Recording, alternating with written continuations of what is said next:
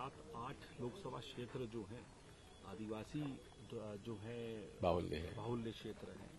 आज जो है कल भी सभा हुई, आज का भी जो रहने वाला है बांसवाड़ा, उसके बाद आगे दाहोद तक जो है इस तरीके से देखते हैं असर पड़ने वाला है इस न्याय यात्रा। पहली बात तो मैं आपको एक इतिहास बताता हूं।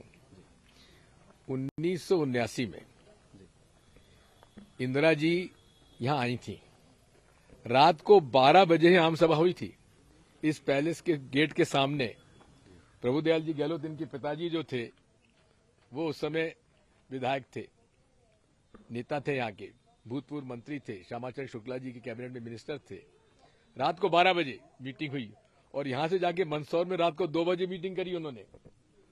और वहां पर हमारे मांडोज जी थे, तो वो उस समय हमारे अध्यक्ष थे यहाँ के, ये धबाई जी का परिवार, ये सब लोग जो थे।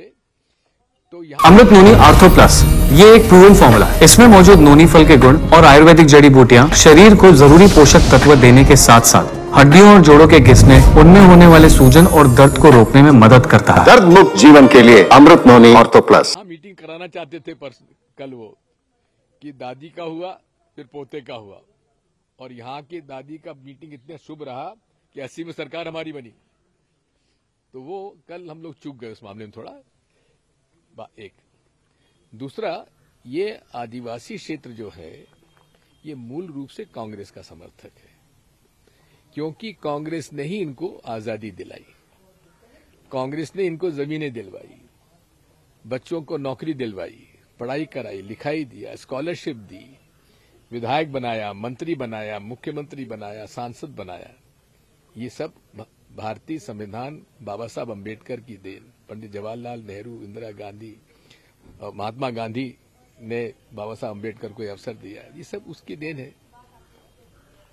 सर, किस तरीके से देखते हैं आप चुनाव आयोग ने राहुल गांधी की कोशिश क्या है कि जो आप पनौती, पिक पॉकेटर, इस तरीके की जो बात शब्दों का इस्तेमाल करते हैं ये ना करें। हाईकोर्ट की डायरेक्शन है उसको फॉलो करें और अपनी स्पीचेस में इस तरीके, अपने भाषणों में इस तरीके की बातें ना करें।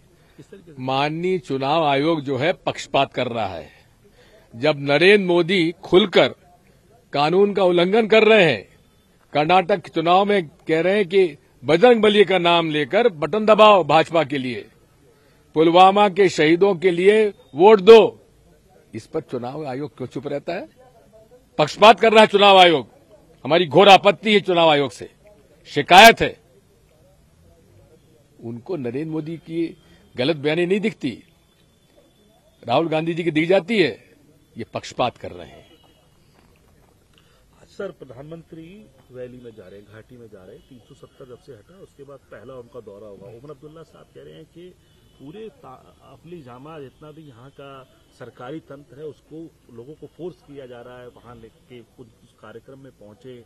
और प्रधानमंत्री और जो सरकार है वो इस बात का दावा कर रही है कि बहुत सामान्य जीवन वहां हो गया है। प्रधानमंत्री जाएंगे 370 हटने के बाद, वहां सामान्य जीवन हुआ है, लोगों को संदेश देंगे। क्या डॉक्टर मनमोहन सिंह जी नहीं जाते थे घाटी में? ये इवेंट मैनेजर है, नरेंद्र मोदी इवेंट मैनेजर है, हर चीज को इवेंट बनाते हैं। रादर अडवाणी जी खुद कहते हैं कि नरेंद्र मोदी इवेंट मैनेजर है।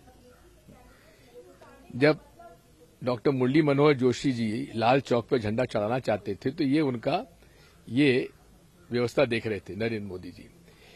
नरेंद्र मोदी जी क्या करते थे कि डॉक्टर मुरली मनोहर जोशी का आम सभा उसके पहले जाके भाषण ठोक देते थे, तो हाँ वो जो भीड़ थी चढ़ जाती थी। तो फिर शिकायत की गई मुरली मनोहर जोशी जी ने, अडवाणी जी ने से कि आप इनको दूसरे किसी को व्यवस्था में लगाओ। तो ये नरेंद्र मोदी जी इवेंट मैनेजर है। और मैं तो ये कहता हूं कि साथ में वो गुलाम नबी आजाद साहब को साथ ले जाए, अच्छा लगेगा। सर, एक बड़ा सवाल ये है कि बार बार ये चीजें आ रही हैं कि राहुल गांधी जो है उन्हें अमेठी लड़ना चाहिए, प्रियंका गांधी को, उनको तय करने दीजिए, उनको तय करने दीजिए।